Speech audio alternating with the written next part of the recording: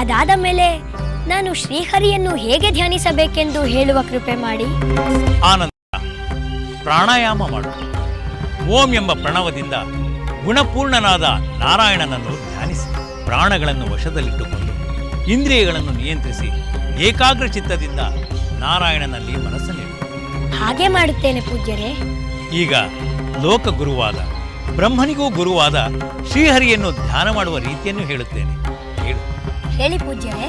ಪ್ರಸನ್ನ ವದನನಾದ ದಯಾಮಯನಾದ ಶಂಖಚಕ್ರ ಗದಾ ಪದ್ಮಧರ ಚತುರ್ಭುಜನಾದ ಜಗನ್ನಾಥನನ್ನು ನಿಯಮದಿಂದ ಧ್ಯಾನಿಸಬೇಕು. ಸದಾ ಪರಮ ಮಂಗಳ ರೂಪನಾದ ಹರಿರೂಪವನ್ನು ಚಿಂತಿಸು. ನಾನು ನಿನಗೆ ಒಂದು ಅತ್ಯಂತ ರಹಸ್ಯವಾದ ಮಂತ್ರವನ್ನು ಉಪದೇಶಿಸುತ್ತೇನೆ. ಅದನ್ನು ಶ್ರದ್ಧೆಯಿಂದ ಜಪಿಸಿದರೆ ನಿನಗೆ ನಿನ್ನ ಆರಾಧ್ಯ ದೈವದ ದರ್ಶನವಾಗುತ್ತದೆ. ಹಾಗಾದರೆ ಆ ರಹಸ್ಯ ಮಂತ್ರವನ್ನು ಉಪದೇಶಿಸಿ ನನ್ನನ್ನು ಕೃತಾರ್ಥನನ್ನಾಗಿ ಮಾಡಿ ಪೂಜ್ಯರೇ.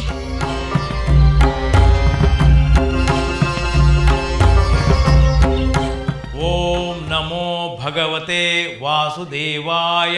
ಓಂ ಓಂ ನಮೋ ಭಗವತೆ ವಾಸುದೇವಾಯ. ಓಂ. ಧ್ರುವಕುಮಾರ, ಈ ಮಂತ್ರವನ್ನು ಜಪಿಸಿ ಮಂಗಳ ದ್ರವ್ಯದಿಂದ ಪೂಜೆಯನ್ನು ಮಾಡು.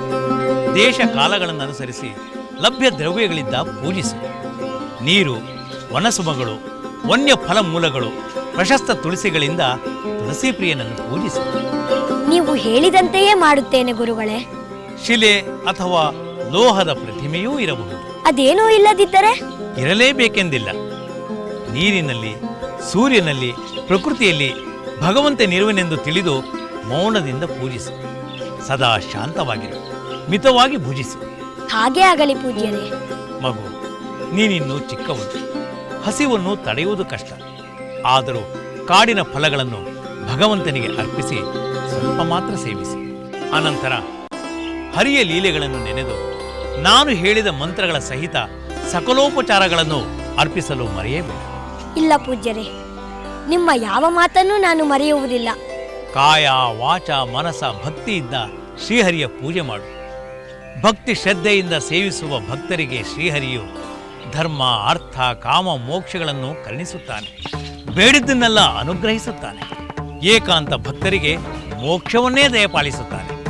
ನೀನು ಈ ಕ್ರಮದಲ್ಲಿ ದೃಢ ಭಕ್ತಿಯಿಂದ ನಿನ್ನ ತಪಸ್ಸನ್ನು ಆಚರಿಸು. ನಿನಗೆ ಮಂಗಳವಾಗಲಿ, ಶ್ರೀಹರಿಯ ಕೃಪೆ ಪ್ರಾಪ್ತವಾಗಲಿ. ನಾರಾಯಣ ನಾರಾಯಣ.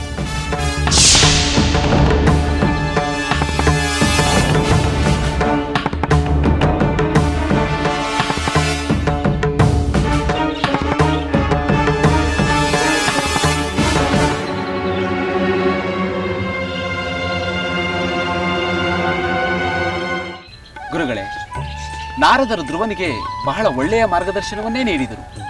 ಖಂಡಿತ ಮುಗ್ಧನಾದ ಬಾಲಕನಿಗೆ ತಾನು ಯಾವ ರೀತಿಯಲ್ಲಿ ತಪಸ್ಸು ಮಾಡಬೇಕೆಂದು ತಿಳಿದಂತಾಯಿತು.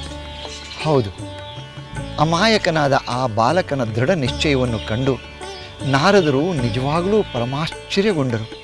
ಅದರಿಂದಲೇ ಅವನು ತನ್ನ ಪ್ರಯತ್ನದಲ್ಲಿ ಸಫಲವಾಗಲಿ ಎಂಬ ಉದ್ದೇಶದಿಂದಲೇ ಶ್ರೀಹರಿಯನ್ನು ಒಲಿಸಿಕೊಳ್ಳುವ ಮಹಾಮಂತ್ರವನ್ನು ಉಪದೇಶಿಸಿದರು. ಧ್ರುವ ನಾರದರ ಸೂಚನೆಯಂತೆ ಯಮುನಾ ತೀರದ ಮಧುವನಕ್ಕೆ ಹೋದ. ಯಮುನೆಯಲ್ಲಿ ಮಿಂದು ಏಕಾಗ್ರ ಚಿತ್ತನಾಗಿ ನಾರದರು ಹೇಳಿದಂತೆ ತಪಸ್ಸು ಮಾಡತೊಡಗಿದ. ಗುರುದೇವ, ಅವನು ಭಯವಿಲ್ಲದೆ ನಿರ್ವಿಘ್ನವಾಗಿ ತಪಸ್ಸು ಮಾಡಿದನೆ. ಹೌದು, ತಾಯಿಯ ಆಶೀರ್ವಾದ, ನಾರದರ ಅನುಗ್ರಹ ಮತ್ತು ಶ್ರೀಹರಿಯ ಕರುಣೆಯಿಂದ ಅವನ ತಪಸ್ಸು ನಿರ್ವಿಘ್ನವಾಗಿ ನಡೆಯಿತು. ಓಂ ನಮೋ ಭಗವತೆ ವಾಸುದೇವಾಯ. ಓಂ ನಮೋ ಭಗವತೆ ವಾಸುದೇವಾಯ. ಓಂ ನಮೋ ಭಗವತೆ ವಾಸುದೇವಾಯ. ಓಂ ನಮೋ ಭಗವತೆ ವಾಸುದೇವಾಯ. ಓಂ ನಮೋ ಭಗವತೆ ವಾಸುದೇವಾಯ.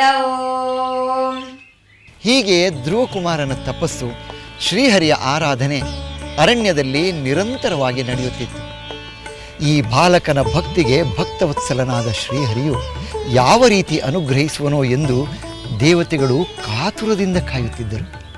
ಧ್ರುವನ ಅನನ್ಯವಾದ ಭಕ್ತಿ ಮತ್ತು ಅವನ ದೃಢನಿಷ್ಠೆಯನ್ನು ಕಂಡು ದೇವತೆಗಳೇ ವಿಸ್ಮಯಗೊಂಡಿದ್ದರು. ಧ್ರುವನ ಮೂಲಕ ಆ ಶ್ರೀಹರಿಯ ಮಹಿಮೆಯು ಪ್ರಕಟವಾಗುವುದೆಂದು ಎಲ್ಲ ನಿರೀಕ್ಷಿಸುತ್ತಿದ್ದರು. ದೇವತೆಗಳಿಗೆ ಸರ್ವವೂ ತಿಳಿದಿರುತ್ತದೆ ಅಲ್ಲವೇ ಗುರುಗಳೇ?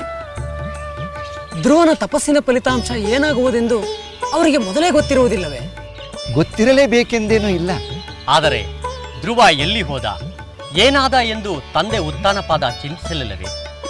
ತಾಯಿಯಾದ ಸುನೀತಿಗೆ ಮಗನ ಕ್ಷೇಮದ ಬಗ್ಗೆ ಕಾತುರವಿರಲಿಲ್ಲವೇ? ಆತಂಕವಿರದೇ ಇರುತ್ತದೆಯೇ? ರಾಜನಿಗೂ ಆತಂಕವಿತ್ತು. ತಾಯಿ ಸುನೀತಿಗೆ ಇನ್ನೂ ಹೆಚ್ಚಿನ ಆತಂಕವಿತ್ತು. ಏಕೆಂದರೆ ಧ್ರುವ ಇನ್ನೂ ಕೇವಲ ಬಾಲಕ.